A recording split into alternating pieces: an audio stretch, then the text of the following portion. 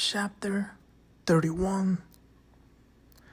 In this chapter, there are two stories.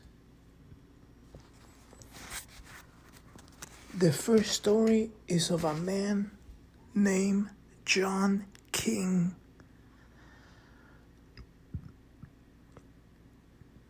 So John King was driving on the street, on an avenue, and there was like a swampy field near the road where he was driving. And when he drove past the field, he saw a car that was overturned. So he stopped his car and got out to assist the other driver because he didn't see any emergency vehicles nearby. So he went through the swamp field, and then he got close to the object, to the supposed car, and he noticed that it wasn't a car at all. It was a luminous object that was hovering over the ground. It was an elliptical object with a dome top, and it had a central yellow-orange light, a blue light to its right, and a white light to the left. John got scared, and he began running away from the object back to his vehicle.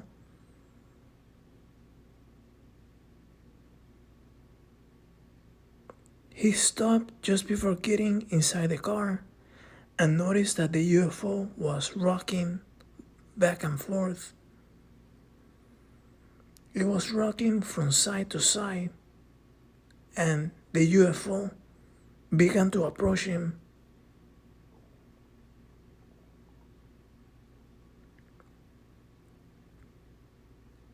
He panicked and he grabbed a revolver that he had in his car, and he accidentally fired a shot because he was so agitated. While this was happening, the UFO kept approaching him.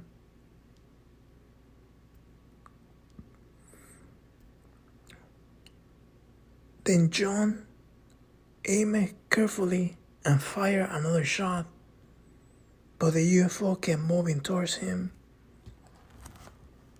He fired a third time, and the UFO glowed bright and shot up into the sky.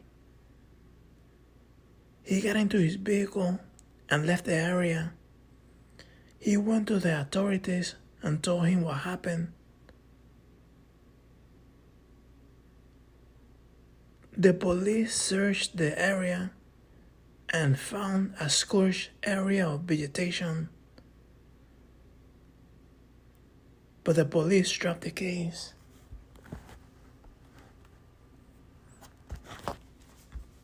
And this happened on March of 1966. 30 days later, on April 23rd, there was a 6-year-old girl named Kim. Kim was playing with her cousins in a field in Bingham, Maine. Her cousins ran to the home to grab more toys, and Kim waited in the field for them to return. A moment later, a silver object descended into the field and landed approximately 30 feet from Kim.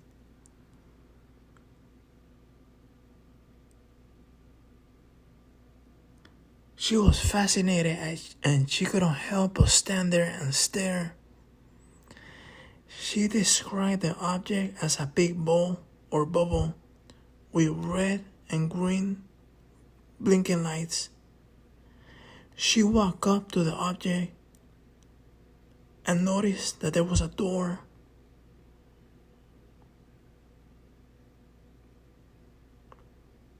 She described this UFO as a sphere resembling a large bubble, the size of a large car but higher,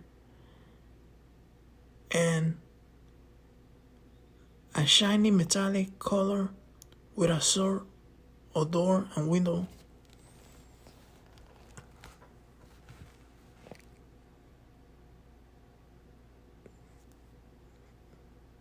Kim was scared, but she was also fascinated. And then things got scarier because Kim saw a man inside the craft. And the man had something over his head. He took it off and smiled at her.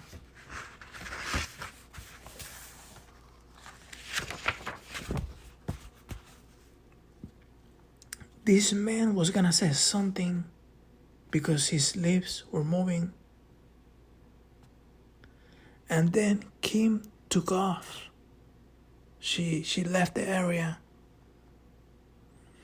She got home and told her mom, but the mom didn't believe her. Then, days later, a family friend visited them.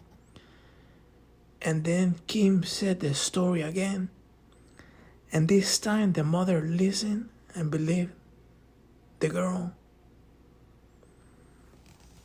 The mother, a reporter, and the authorities went to the field to investigate what happened and saw a scorched area of vegetation, just like John King's encounter.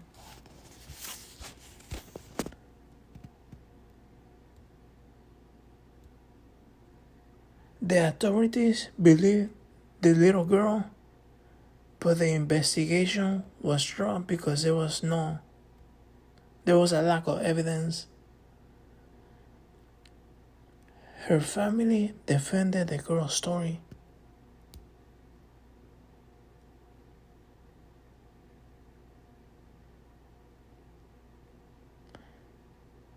There was a similarity for both encounters because from a distance, this UFO seemed like a common vehicle, and both incidents have reports of scorched vegetation and only happened 30 days apart.